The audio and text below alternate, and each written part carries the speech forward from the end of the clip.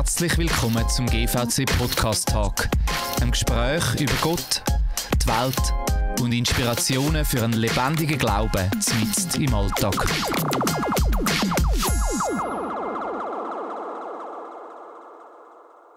Herzlich willkommen zum GVC Podcast Family und Glaube. Wie schaffen wir es als Familie, den Glauben im Alltag zu leben und inmitten vom täglichen Chaos Gott nicht aus den Augen zu verlieren? Diesen und ähnlichen Fragen gehen wir gemeinsam mit verschiedenen Personen nach. Heute mit mir am Tisch sitzen Christian Zwicki und Tabea Bulli.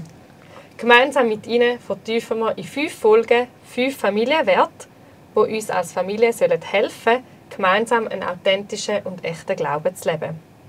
Und heute geht es um den 5. und letzten Wert, Ritual schaffen. Der Christian Zwicki ist 5-facher Papi, FEG-Pastor und Fachperson, wenn es um Glaubensentwicklung und Prägung von Kindern und Jugendlichen geht. Und neben ihm sitzt Tabea Bulli, Religionspädagogin, Mami von bis jetzt noch einem Mädchen und Kids-Pastorin bei uns in der GVC Winterthur. Und ich bin Martina Nägeli, ich bin ausgelernte Kindergärtnerin und arbeite auch als Kids-Pastorin in der GVC Winterthur. Seit Jahren sind Kinder der Hauptbestandteil von meiner Arbeit. Ja, dann tauchen wir doch gerade ins Thema ein. Christian, die erste Frage ist an dich gerichtet. Gerade wenn es um die Erziehung und die Entwicklung von Kindern geht, auch unabhängig von der Glaubensentwicklung, sind Rituale ja ein mega grosses Thema und man weiss, die sind enorm wichtig, gerade auch für den Familienalltag, weil sie Sicherheit vermitteln. Kannst du uns als Start von dieser Podcast-Folge kurz ein Ritual erzählen, wo ihr als Familie im Moment aktiv in eurem Familienalltag eingebaut habt? Also ein Ritual, das wir ja schon seit über 10 Jahren, 12 Jahren jetzt schon leben, ist das Thema Bibel lesen als Familie. Und da haben wir einfach einen Ort gefunden, der perfekt in den Alltag passt, für uns jetzt in unserem Ding. Und so ist das wie einfach einer, der durchgezogen wird. Und zwar ist es so, nach dem Mittagessen, zwischen dem Hauptgang und dem Dessert, also Dessert ist meistens irgendein Gummibärli, Schöckeli, irgendetwas, dort zwischen die nicht mehr Bibel lesen. Nehmen die Kinderbibel, je nachdem verschiedene Formen oder auch die Normalbibel mal, einfach so, und lesen den Abschnitt durch oder einfach eine Geschichte erzählen wir und nachher noch der Dessert. Das ist ein Ritual, das normal geworden ist, darum sagen wir immer, jetzt gibt es Geschichte und Dessert. Mhm. Cool. Haben die auch so etwas dabei? Das Gute-Nacht-Ritual hat sich jetzt am meisten etabliert bei uns, wo ich immer mit meinem Mann zusammen zu der Tochter ans Bett gehe und dann will sie noch einmal auf die Decke hüpfen, sonst kann sie nicht in den Schlafsack. Dann müssen wir die Decke aufbäumen, so einen schönen Turm, dann kumpelt sie drauf. Dann kann sie in den Schlafsack hinein und dann frage ich, was war schön heute, Papi? Was war schön heute, die Tochter und ich? Jeder darf etwas sagen und dann tun wir Gott für das Danke sagen. Und dann singen wir 2 Lieder. Cool. Ja, das hat sich jetzt so... Das kann wieder ändern, aber das ist das Aktuelle. Ja, das ist hat sich so eingenistet mit dem Küssung und Beschir-Idee. Genau. So gut. Für mich hat sich die Frage gestellt, was versteht man eigentlich überhaupt unter einem Ritual? Und warum sind die so mega wichtig, gerade auch in Bezug auf Glaubenserziehung? Also, was man versteht unter Ritual, ich habe jetzt nicht die Definition angeschaut. Für mich ist ein Ritual etwas, das man immer wieder macht. Und zwar so häufig, dass du nicht mehr darüber überlegen musst, soll ich es machen oder nicht, sondern dass ich mich auf den Inhalt fokussiere. Und plötzlich merke ich, jetzt muss ich nicht mehr darum kämpfen, dass wir miteinander die Bibel lesen oder dass wir ein Gute-Nacht-Ritual haben, sondern es ist nur eine Frage, wie fühle ich das Ritual nach? Ja. Und Ritual ist für mich eigentlich eine Hilfe im Alltag, ich muss nicht mehr daran denken. Weil es kommt dann automatisch. Eines, das, glaube ich, jede Familie in der Schweiz hat, ist Weihnachtsritual. Man feiert Weihnachten. Du musst nicht mehr überlegen, sollen wir es feiern oder nicht, sondern mehr fragen, wie fühlen wir es, was machen wir daraus. Und das ist etwas, was für mich so hilfreich ist. So, es entlastet meinen Alltag, meinen gestressten Alltag. Aber ich weiss, wieso, es kommt dann, der Moment, wo wir wieder anhocken zusammen, der Moment, wo wir die Bibel lesen, der Moment, wo wir beten, der Moment, wo wir feiern. Wieso, es wird kommen. Es ist für mich Ritual eine riesige Hilfe im Alltag, wo halt eben nicht so planbar ist, zu wissen, der Moment kommt dann wieder. Ja, mich erinnert das gerade an eine Aussage, die du mal gemacht hast, Christian, in einem Gespräch, wo du gesagt hast, es geht dann wie auch nicht einfach vergessen, oder? Es ist nicht mal, oh, der Tag ist vorbei und jetzt haben wir irgendwie gar nie miteinander gebettet als Familien oder so. Das habe ich irgendwie einen spannenden Gedanken gefunden, so mit einem Zwinker-Smiley quasi, oh, aha, jetzt ist schon wieder die Zeit eigentlich abgelaufen und irgendwie hat es gar keinen Platz im Alltag, oder? Genau, und so sind wir Menschen. Also, es gibt ein paar Leute, die sind so gut und haben es im Griff. Ich zähle mich weniger zu denen, sondern ich bin echt dankbar und ich hebe mich an diesen Ritualen. Ich weiss, dann treffe ich es wieder, dann ist es machbar, dann beten wir wieder. Darum brauche ich Rituale in meinem Alltag und in der Erziehung besonders auch, dass die Kinder wie in den Rhythmus kommen. Es ist ja auch von der Entwicklung her, Kinder brauchen Rituale, es gibt eine Stabilität, Sicherheit, Geborgenheit, wie sie wissen, dann kommt das. Und das hilft nicht. Ich meine damit nicht, dass man alles durchrhythmisieren muss, aber wenn du ein paar Ziele gesetzt hast im Alltag, kann zwischen ihnen passieren, als will. Man findet wieder den Zugang oder man hat wieder einen Rhythmus. Was würdet ihr sagen? Jetzt, wir haben ja auch in einer anderen Folge über den Wert geht, das Herz der Kinder erobern, nicht einfach etwas nur machen, dass es gemacht ist. Jetzt clasht das ja irgendwie so ein bisschen mit dem Ritual schaffen, die dann einfach immer so wiederkehrend sind. Da habe ich vielleicht etwas dazu sagen. Ich habe mir nämlich überlegt, wann habe ich das erste Mal mit dem Thema überhaupt mir Gedanken gemacht. Ich bin nicht ein Mensch, der viel Ritual im Leben hat. Also, oder vieles ist wahrscheinlich unbewusst, wie am Sonntag im Gottesdienst, das ist ja auch ein Ritual. Aber ich habe mir einfach Gedanken gemacht, eben, als ich Mami geworden bin, habe ich mir überlegt, was habe ich eigentlich für schöne Kindheitserinnerungen, die ich meinen Kindern auch ermöglichen will. Und dann habe ich so zurückgedacht, immer mit dem Grossvater, der Bäcker war, konnte ich so Zopfmüsli backen bei ihm in der Backstube. Ich sehe mich noch vor mir mit der Schoss, dort auf dem Schemelob, und er zeigt mir, wie es geht. Und ich habe so schöne Erinnerungen, aber das sind Sachen, die ich häufiger gemacht habe. Das habe ich jetzt so im Nachhinein das Gefühl. Es sind nicht einmal in Europapark, das ist nicht meine schönste Kindheitserinnerung, sondern es sind so die Beziehungszeiten mit lieben Leuten, die aber häufiger, glaube ich im Nachhinein, ich weiß nicht, wie oft ich die Zopfteigbrötchen immer gemacht habe, aber er war Speck, wir haben das häufiger gemacht. Ich glaube, wenn sich die Sachen wiederholen, dann bleibt es auch in Erinnerung. So bin ich auf die Liebe zu diesem Thema gestoßen, weil ich möchte meinen Kindern schöne Kindheitserinnerungen mitgeben, wo sie vielleicht auch, so wie ich jetzt denken, oh, das möchte ich mit meinen Kindern auch mal so machen. Und ich glaube, die Sachen, die wir häufiger mit den Kindern gemacht haben, sind ihnen auch eher in Erinnerung. Und wenn mir etwas wichtig ist, wo ich will, dass sie es mitnehmen später, dann glaube ich, hilft das, wenn man es häufiger macht. Genau. So ist die Liebe zu den Ritualen gewachsen, weil ich bin jetzt nicht so der Mensch, der mega viele Strukturen braucht und das mega liebt. Aber jetzt in dieser Perspektive muss ich sagen, das macht für mich mega Sinn, weil ich möchte, dass meine Kinder mit so guten Sachen richtig warm dürfen werden. Es darf ein Teil von ihrem Leben werden und mit der Hoffnung, dass sie da noch auch vielleicht ihren Kindern das weitergeben können. Also ich mache es ja jetzt auch so. Ich schaue auch, was habe ich für schöne Sachen mit meinem Grossi erlebt, mit meiner Mami, wo ich meinen Kindern weitergeben will. Man hat ja manchmal nicht so viele Ideen, aber man greift dann auf das zurück, was man selber erlebt hat. Also so beobachte ich es. Es wiederholt sich dann oft die guten Sachen. Ich kann das voll unterstreichen. Also, wir haben zum Beispiel, also jetzt auch über nach die Glaubenserziehung, haben wir gemerkt, hey, wo gibt es Sachen, die uns wichtig sind und wie formen wir etwas rundum oder wie gestalten wir das? Was gibt es für ein Ritual, um das zu vertiefen? Am einfachsten veranschaulicht das Thema Abendmahl. Haben wir ganz bewusst so als Familie eingeführt, dass wir gesagt haben, doch, wir wollen den Raum schaffen zum Abendmahl feiern als Familie. Und zwar bewusst zueinander die Sündenvergebung zusprechen, die Jesus uns gegeben hat, um ihn ins Zentrum zu nehmen und zu sagen, hey, über unsere Familie, für unsere Daten, für das, was wir alles gemacht haben, ist er gestorben. Wir leben in dieser Freiheit. Und es ist dann wieder im Ritual wie etwas Schönes, Freies geworden und merkt, nachher ist wieder aufgeräumt als Familie. Geschichte, all die Streitereien, all das, was passiert im Alltag, ist wie so, jetzt können wir wieder neu anfangen.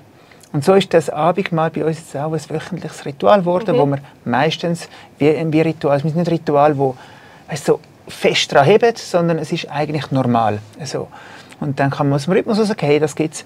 Aber sonst ist eigentlich auch das Abendmahl so wöchentlich dazugehört. Und für die Kinder ist es etwas, das immer wieder kommt. Und darum ist es etwas, das präsent ist. Ich glaube, darum hat Jesus gesagt, immer wenn ihr zusammen seid, feiert das.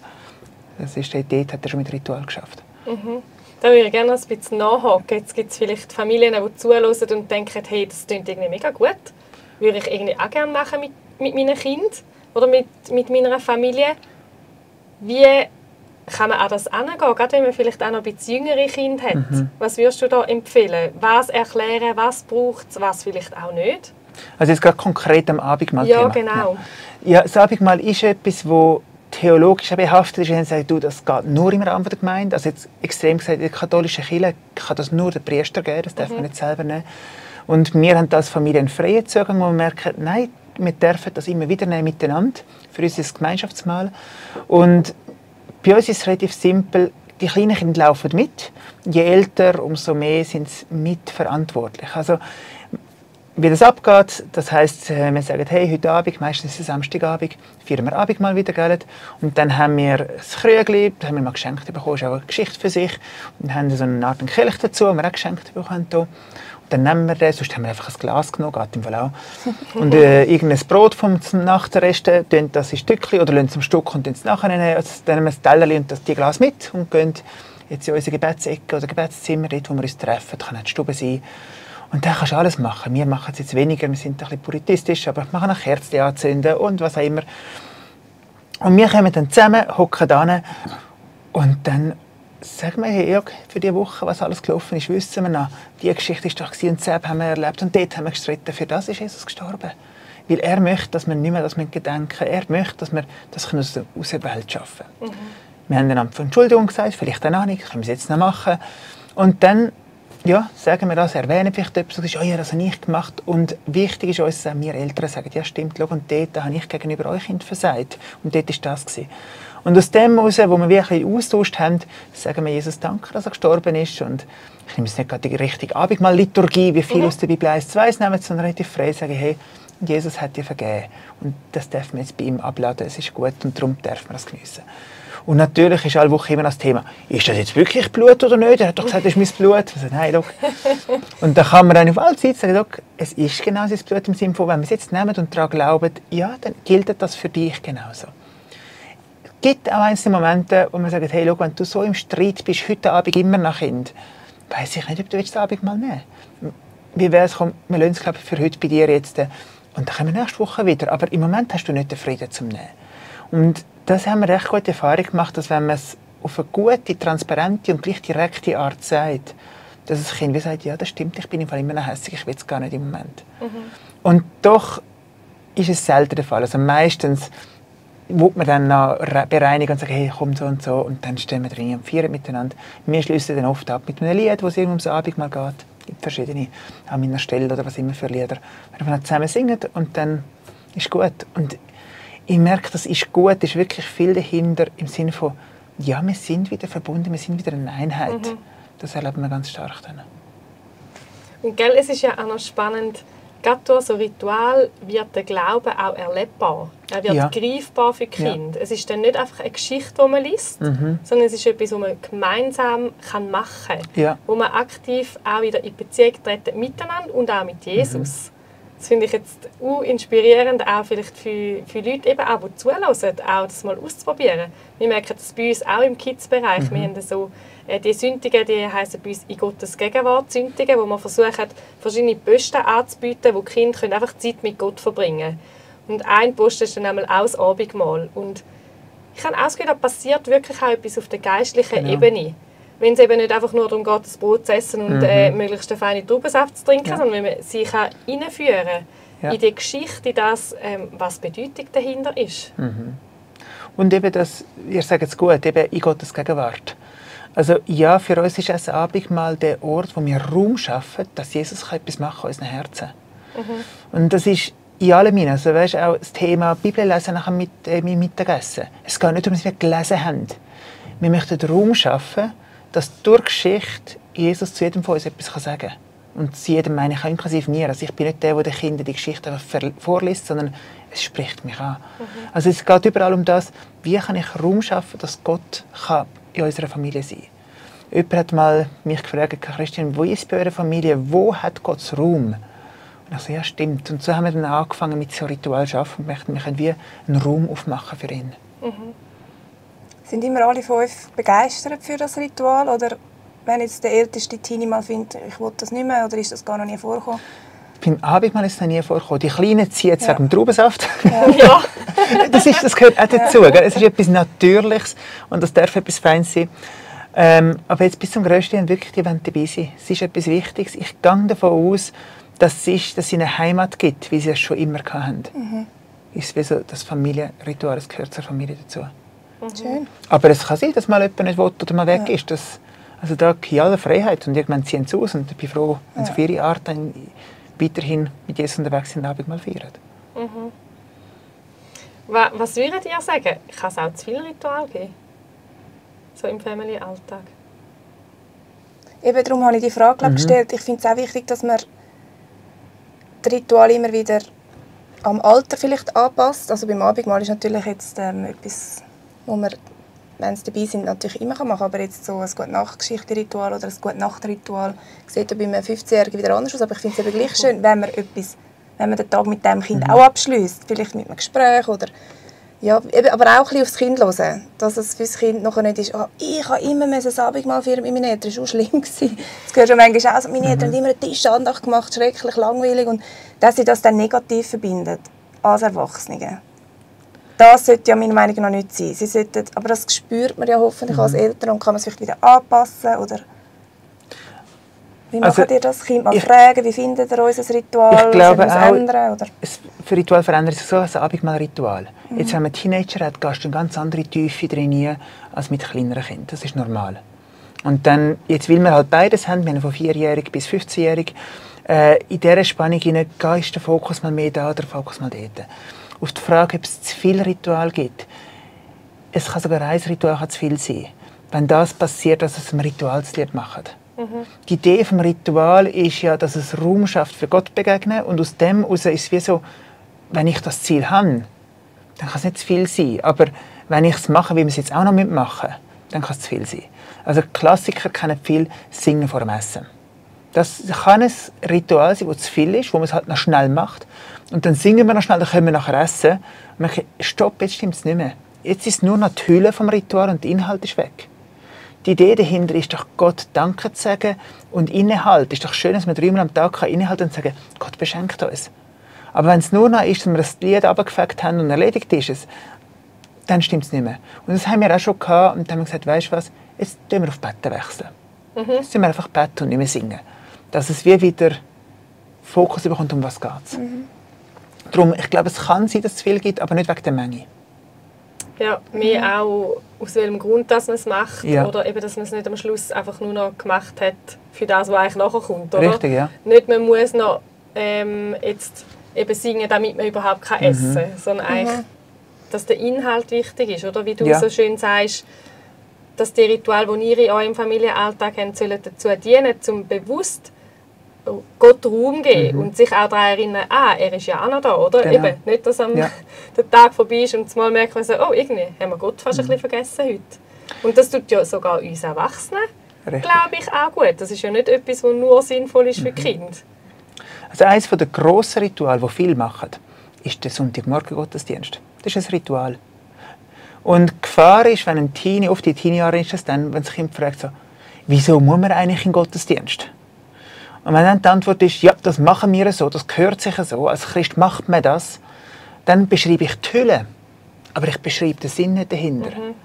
Und das ist dann oft die Gefahr, dass das Kind sagt, wenn das alles ist, dann muss ich nicht. Also auch da, so Ritual, geht es darum, wie sich selber fragen, Moment, warum mache ich das? Was ist mir wichtig drin? Und dann sage ich, hey, weißt, ich liebe die Gemeinschaft mit anderen Christen. Ich möchte mit anderen zusammen sein. Ich möchte miteinander Gott anbeten. Oder hey, wir können einander gegenseitig zudienen. Oder Gott redet zu mir. Oder was auch immer. Aber wir müssen wirklich eine Antwort haben, warum ich das Ritual mache. Und dann findet das Kind, macht Sinn, mache ich mit, auch wenn ich nicht immer Freude am Ritual. Das erinnert mich jetzt gerade auch an unsere erste Podcast-Folge. Oder? Es fängt bei uns selber an. Also für die Leute, die gerne noch ein bisschen mehr möchten über das wissen, unbedingt einschalten. Dort geht es darum, es fängt bei mir selber an, also gerade auch die ganze Glaubenserziehung, die eigene Beziehung zu Gott. Und ich glaube, das hat so eine tiefe Wahrheit drin, oder? Den Kind nicht einfach nur vorzuleben, so macht man es, sondern sich auch immer wieder selber zu fragen, stimmt, wieso ist denn mir jetzt das Ritual so wichtig? Weil es eben nicht nur um die Form geht, sondern um den Inhalt. Wenn wir jetzt noch mal ein bisschen in euren Familienalltag hineinschauen, was würdet ihr sagen, jetzt so morgen, Abend? Was eignet sich besonders gut als ein Morgen- oder Abendritual? Und habt ihr vielleicht auch schon mal ein Ritual ausprobiert, wo ihr gemerkt habt, funktioniert überhaupt nicht? Ja, ich habe noch nicht so viel Erfahrung. Ich habe mein Abendritual geschildert. Erzähl du mal ein bisschen. 15 Jahre Erfahrung. Ja, wir haben schon viel ausprobiert und Sachen wieder liegen lassen, wie es in unserem Stil ist. Wir haben ehrlich gesagt auch angefangen mit «Ich höre das Glöckli». Zum Bett hin, von damals vom Halbjährigen, und «Ich höre das Glöckli» gesungen, und dann weiss ich nicht, ob wir sogar noch gebetet haben, «Gott segne dich, gute Nacht», also die Richtung. Also total simpel. Und dann hat es angefangen zu wachsen. Und dann haben wir gemerkt, nein, wir würden gerne anders und dieses. Und so sind unsere Rituale viel geworden mit der Zeit, aber natürlich gewachsen. Es ist nicht das, oh, jetzt müssen wir noch das und dieses, sondern hey, wir hätten Lust auf das oder dieses. Ich glaube, das Leben besteht zu ganz vielen Prozent aus Ritualen. Zähneputzen ist ein Ritual. Essen ist ein Ritual. Man isst. Also, und wir haben angefangen, wo kann man sie pflanzen, wo hat es Platz und wo ist die Chance da. Und das wird dann wie so normal. Autofahren, wenn ein Kind da vorne sitzt, dann ist Zeit zum Schwätzen mit dem Kind. Das ist so ein Ritual. Man sagt, hey, das ist Special Time für das, was vorne sitzt. Ja. Und sie wollen nicht nur vorne sitzen, aus dem Grund, weil es der bessere Platz ist und schönere Aussicht und alles, sondern vor allem zum Zeit haben, mit dem Mann und der Papi zu schwätzen. Also, so sind es Rituale, wo manchmal im Alltag plötzlich da sind und sagen, wir wollen mit dir exklusiv Zeit haben, ist die Gelegenheit. Und so versuchen wir es wieder in den Flecht in den Alltag hinein. Manchmal haben wir es auch überladen und gemeint, hey, das müssen wir jetzt auch machen und dieses auch. Und dann sind es halt relativ schnell wieder gestorben, Ritual. Jetzt etwas, wo wir am Kämpfen sind, darum ist das Thema, einen Lobpreisabend zu haben zusammen. Also ein Lobpreisabend ist einfach eine halbe Stunde. Jetzt sind Kinder, die einen im Alter, die selber Lobpreis machen, für sich einfach Freude haben, Musik zu machen und auch begleiten. Einfach so, dass man mitsingen kann auf diesem Niveau, das ist gut. Ja, und jetzt geht es wieder um zu sagen, hey, cool, was ihr könnt, komm, teilen wir doch das miteinander. Aber es ist streng nach dem Abendessen dann also aufhören und schauen, dass alle da sind und wie immer. Wir haben es bis jetzt noch nicht ganz zum Fliegen gebracht. Und das sind wir jetzt schon als Eltern über Bücher oder sind gerade dran im Moment. Wie wichtig ist es uns, dass es möglich ist?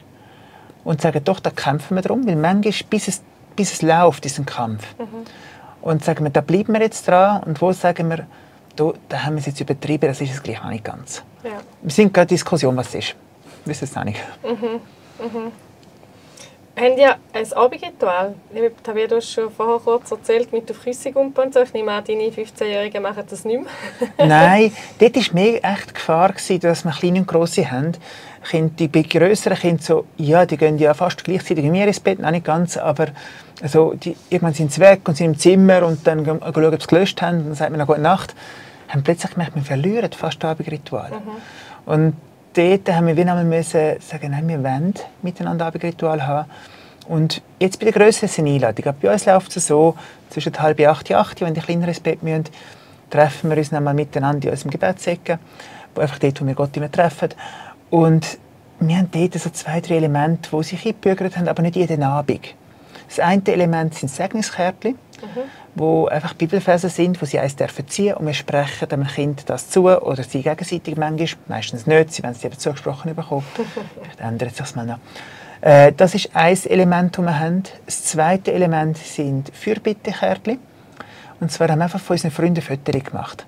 Oder gefragt, ob ich ein Foto habe und gesagt, du, kann ein Foto von euch als Familie oder als Ehepaar oder als Einzelperson? Wir würden gerne für euch beten. Und dann liegen die in einen Topf hinein und dann darf jede Person eins ziehen. Und die Fotos, weil die nicht lesen können, können das nachher anschauen und sagen, komm, die Person. Und dann beten wir für die Leute. Einfach so Kärtchen ziehen und beten. Das ist so ein weiteres Element. Dann haben wir auch ein Lied, das wir singen, oder 2 am Abend so. Komm, wir singen das oder dieses. Oder ganz kurz noch etwas besprechen, was war im Tag. Oder einfach nur kurz beten für sie. Oder fragen, für was wir beten können. Und das ist so ein bisschen die Elemente, mit denen spielen wir heute ein bisschen. Es ist wie so, wir haben die Viertelstunde. Es kann sein, wenn es gerade Spass macht, dass es dann ein bisschen länger wird, aber meistens ist es so ungefähr eine Viertelstunde, wo wir uns nehmen zusammen und die grösseren Kinder laden wir rein und sagen, kommt doch auch. Und ich sage, 90% kommen es eigentlich. Einfach, weil sie gerne ein Teil der Familie sind. Und dann gehen sie wieder und machen nachher weiter. Das ist so jetzt ein bisschen unsere Art im Moment. Mir gefällt das irgendwie noch, dass er wie so eigentlich ein Ritual haben, aber in dem ihnen gleich Flexibilität. Das finde ich jetzt gerade noch ein inspirierender Gedanke, so dass man wie mal die Kärtchen ziehen oder mal für das Kind beten, dass es dann auch nicht so etwas Starres ist oder so ein Regelwerk, das dann immer genau gleich abläuft, oder? Mhm. Ja, das ist einfach gewachsen, ist so entstanden. Wir haben nicht alles Platz, kann man wählen. Ideen haben wir, ja, genau. Ja.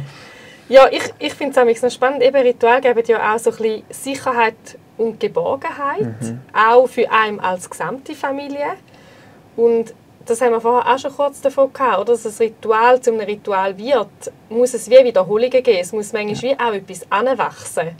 Und ich glaube, da braucht es manchmal auch Mut, wie können sagen, hey, jetzt probieren wir es vielleicht nicht nur einmal und jetzt hat es gerade nicht funktioniert, jetzt werfen wir es wieder über Bord. Sondern auch zu sagen, hey, komm, das ist uns jetzt als Eltern wirklich wichtig, jetzt bleiben wir ein bisschen dran und jetzt probieren wir aus und passen vielleicht noch etwas an.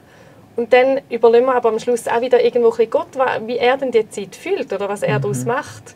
Und dort auch wieder ein bisschen loslassen und sagen, hey, wir möchten ihm Raum geben und wenn es dem nicht mehr dient, auch sagen, okay, komm, dann werfen wir es wieder über Bord. Oder dann ersetzen wir es, würde ich sagen, nicht über Bord werfen. Einfach weil man hat ja einen Schatz entdeckt mit Gott zusammen und merkt, da kann man Gott begegnen.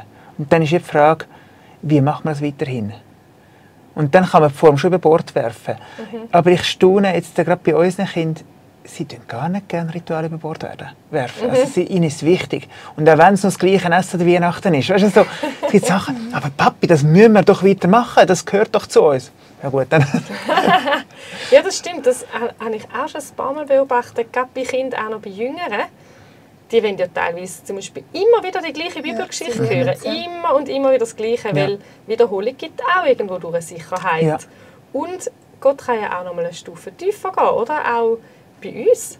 Es ist ja nicht so, dass nur weil wir eine Bibelgeschichte kennen, er nicht mehr zu uns reden kann. Und das finde ich auch noch faszinierend an ihm, wie er uns auch in diesen Ritual hinein eben auch möchte begegnen, ganz persönlich. Ja. Und es nicht nur eine Zeit ist, die wir für die Kinder machen, sondern mit den Kindern zusammen. Ich habe mir jetzt vorgenommen, so eine Box zu machen, wie einen Schuhkarton, und einfach mal Ideen dort rein tun, wenn du sagst, Gebetskärtchen oder das mit den Fotos finde ich jetzt mega cool, dass die Leute, die jetzt noch gar nicht gestartet haben mit dem Thema, dass man wie Ideen sammelt und an einen Ort tut und dann kann man ja auch, wenn das Kind dann 15 ist, noch mal reinschauen. Das hat doch der Christian gemacht mit seinem 15-Jährigen. Also ich muss glaube mir das ein bisschen sammeln, dass wenn ich mal wieder keine Idee habe oder keine Energie, dann kann ich dort reinschauen, ich könnte wieder mal das Salböl rausnehmen und mein Kind segnen. Oder ich könnte wieder mal die Gebetskärtchen vornehmen. Weil ich stehe jetzt noch ganz am Anfang, oder? Aber ich glaube, weil das dich ja mit dem Kind bis zum 18. oder was auch immer Lebensjahr begleitet, würde sich das noch lohnen, ein bisschen sammeln. Ja. Oder irgendwo mal ein Gebet. Oder vielleicht können wir von der Kids Church mal etwas mit über, dass wir die Sachen ein bisschen sammeln, dass man dann auch dort das rauszücken kann. Vielleicht ist es noch Hilfe für Leute, die jetzt noch nicht so drin sind. Einfach sich nicht überfordern. Also, das ist das, was ich gemerkt habe, wenn man zu viele Ideen hat und hört, was man noch könnte, hast du das Gefühl, jetzt müssen wir gerade alles machen. Und dann kannst du es mal in die Box tun, dann vergisst du es nicht. Hilft, also das beruhigt mich jetzt. Dann kann ich auch in 3 Jahren noch mal reinschauen. Vielleicht passt es dann, wenn es jetzt nicht passt. Aber man hat dann ein bisschen Inspiration, weil sonst... Also ihr habt ja wahnsinnig viele Ideen. Das ist... wenn ich jetzt in meinem Umfeld schaue, schon außergewöhnlich. Das ist so und es ist gewachsen. Also, wir haben immer wieder geschaut, wie schaffen wir es, dass Gott Raum bekommt, was gibt es für Möglichkeiten. Und das haben wir oft auch an normale Sachen angehängt. Also ein Beispiel, Geburtstag feiern. Wir kennen immer das Happy Birthday. Und ich finde so, ich kann doch meinem Kind mehr sagen als noch Happy Birthday. Und da gibt es auch andere Lieder, die viel tiefere Aussagen haben. So, hey, wie schön bist du da und Gott segnet dich. Oder hey, Gott hat genau dich wollen. Es gibt verschiedene Lieder, die so Sachen aussprechen. Und ich so, hey, das will ich meinem Kind zusprechen, anstatt nur das Happy Birthday. Wir singen es nämlich auch noch, wenn der Kuchen reinkommt und so. Aber wieso sagen, hey, da fühlen wir noch etwas oder da ergänzen wir etwas. Wir haben am Geburtstag dann auch den Geburtstagssegen. Und da ist es so, eigentlich tun wir einmal in der Woche Kind segnen. Und es ist im gleichen Abend, wie wir das Abendmahl nehmen. Aber jetzt der Geburtstagssegen ist speziell nur für den, der Geburtstag hat, oder für die. Und das machen wir so, dass die Person auf dem Stuhl sitzt, auf dem Thron oder was immer. Und dann kommt jeder ein Ölfläschchen über, ein Salbungsölfläschchen, und darf die Person segnen und salben. Und dann sagen wir so, jetzt hören wir einfach, was braucht die Person im kommenden Jahr. Und dann, die Kleinsten, so wie sie sind, ich sage so manchmal so, ich wünsche dir viel Glück oder so irgendetwas. Und man kann so, ist das okay? Oder ich wünsche dir, dass du Freude hast oder was. Einfach, es sind ganz simple Worte bei den Kleinen. Und gleich sagen sie, ich möchte meinem Bruder, meiner Schwester etwas zusprechen. Und so hat sich das etabliert zum Geburtstag, da wird am Abend vom Geburtstagskind noch gesegnet von allen miteinander.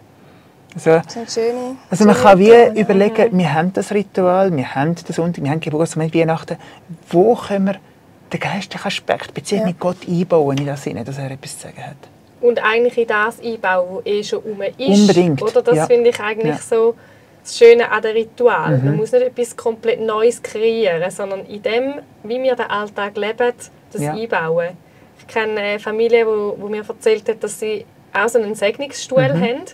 Und einfach, wenn etwas ansteht, egal bei welchem Familienmitglied, kann sogar bei jemandem von den Eltern sein, dann sitzt das Familienmitglied auf dem Stuhl und die Familie steht rundherum und manchmal eine Person, manchmal mehrere segnet die Person für das, für die Prüfung oder für das Gespräch mit einem Freund, das vielleicht nicht ganz einfach wird.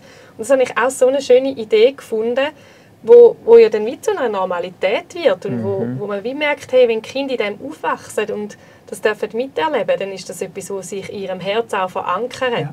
Und wo sie irgendwann, auch wenn sie nicht mehr daheim sind, vielleicht in einer ganz anderen Form, aber auch weiterleben. Das habe ich noch irgendwie inspirierend gefunden, auch so zu hören. Eben, du sagst, Christian, gell, manchmal muss man aufpassen, dass man nicht zu viel will, aber für sich auch herauszufinden als Familie, hey, was ist für uns passend, dass es nicht irgendwie zu einem Stress wird, sondern etwas, wo man kann sagen, hey, doch, das wollen wir weitergeben, weil wir es auch schön finden oder wir können dahinter stehen und das Gefühl haben, in unser Setting passt es rein, es ist für uns als Familie stimmig. Und eine andere Familie macht vielleicht total etwas anderes und das ist auch in Ordnung. Ja, und genau, wichtig. Das ist wichtig, ja. Ich würde dort noch unterstreichen, ich habe es zwar kurz erwähnt, irgendwann die Phase des Einüben. Dort haben wir jetzt als Familie gelernt, ich bin der, der die Idee hat und Serena die, die es umsetzen kann. Also sie ist beständiger. Ich könnte nach 3 Mal Ritual wieder ein neues einführen und sie sagt, komm, jetzt bleiben wir bei dem. Und das ist so wichtig, dass man da einander ergänzen kann oder auch ein bisschen merkt, hey, ich habe zwar eine Idee, aber das andere kann ich nicht. Einfach wie so ein bisschen wissen, man kann nicht einfach sagen, jetzt machen wir es, es geht, sondern da im Dialog bleiben miteinander als Ehepaar. Oder als ganze Familie. Die Kinder können auch unterstützend sein. Was würdet ihr jetzt so zum Schluss noch unseren Families mitgeben, die sagen, okay, hey, wir haben wie noch gar kein so Ritual in unserem Alltag drin. Wie können wir da starten? Dass wir die Kinder wie gewinnen können, auch für das und es nicht am Schluss etwas ist, was so ein bisschen fast aufgedruckt ist oder einfach ein nice try. Also als erstes, am Anfang wirkt es aufgedruckt. Wenn du etwas machst, bist du selber unsicher und jetzt machen wir es halt einmal. Das Gefühl ist voll okay.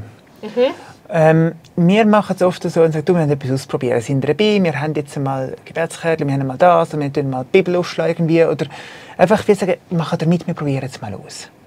Und dann probiert man es 2, 3, 4 Mal aus, von den 5 Mal, sage ich jetzt mal so, aus dem Ärmel geschüttelt. Und dann mal schauen, was passiert. Und nachher sagen du, hey, wollen wir es weitermachen oder nicht? Aber je nachdem vom Alter der Kinder her, gell? Ja. Fangst du an mit dem Kind zusammen oder einfach als Ehepaar da entscheiden und dann laufen, ausprobieren. Und wenn es nicht euer Stil ist, hey, dann lasst es, macht etwas anderes. Aber die Frage dahinter, wie können wir Raum schaffen, dass Gott sichtbar, fassbar wird in unserem Familienalltag? Das ist die Frage, die uns treibt immer wieder. Und etwas auswählen, das einem auch liegt oder was man selber gerne macht. Also wenn ich etwas, eben bei den Kindern sowieso in diesem Kleinkindalter, wenn ich etwas cool finde, dann hinterfragt sie das nicht, dann macht sie eigentlich auch mit. Findet sie es auch cool. Und darum gut überlegen, ja, was entspricht mir, wie entspricht es mir, fühle ich mich wohl so, oder finde ich das mit dem Thron jetzt ein bisschen zu kitschig, oder ich nehme lieber ein Küsschen, oder keine Ahnung, einfach, es muss ein bisschen passen. Und nachher mutig machen, weil Kinder lieben es. Wir denken einmal eher, oh nein, der 15-Jährige findet doch das nicht mehr cool, oder das Kind findet es doch jetzt langweilig, aber auch unsere Erfahrung gell, aus der Kids Church oder Kidsland, Kinder lieben es, wenn es immer gleich ist. Und es gibt ihnen so Sicherheit. Und wenn du das siehst, dann ermutigt es auch zum Weitermachen. Ja. Weil du merkst, Kinder kommen das daheim über in diesem Ritual. Es gibt ihnen Sicherheit, Identität. Ja. Ich glaube, mir liegt noch so auf dem Herzen auch zu sagen, es kann manchmal auch sein, dass ein Kind etwas nicht mega cool findet. Ja. Wegen dem muss man es nicht mehr machen. Sondern dort wie auch nochmal zu schauen, hey, was ist uns als Eltern wichtig, wo möchten wir gleich einen Schwerpunkt setzen, auch wenn vielleicht ein Kind mal nicht so motiviert ist, zu sagen, hey, und wir wollen das als einen Teil von unserem Alltag drin haben, auch wenn es jetzt nicht überall für Begeisterung sorgt. Ja, das ist auch noch gut. Das kenne ich auch von mir, oder? Manchmal Sachen, die wiederkehrend sind, finde ich auch nicht immer genau gleich cool und sich dort nicht einen Stress müssen machen, immer zu schauen, dass das alle jetzt mega lässig finden und eigentlich nur dann das zu machen, sondern auch zu sagen, hey, das lässt man wieder irgendwo auch los. Uns ist es wichtig, wir möchten es drin haben. Und was schlussendlich daraus entsteht, ist dann aber nicht mehr in unserer Verantwortung. Ja, das wäre es bereits wieder gewesen mit der 5. Folge. Danke euch vielmals, Tabea und Christian. Danke unseren Zuhörerinnen und Zuhörern fürs Einschalten und wir hoffen, es hat euch inspiriert für euren Alltag, wie ihr den Glauben mit den Kindern leben könnt. Und falls euch auch die anderen Familienwerte noch interessieren, dürft ihr sehr gerne auch in eine der anderen Folgen einschalten. Tschüss miteinander.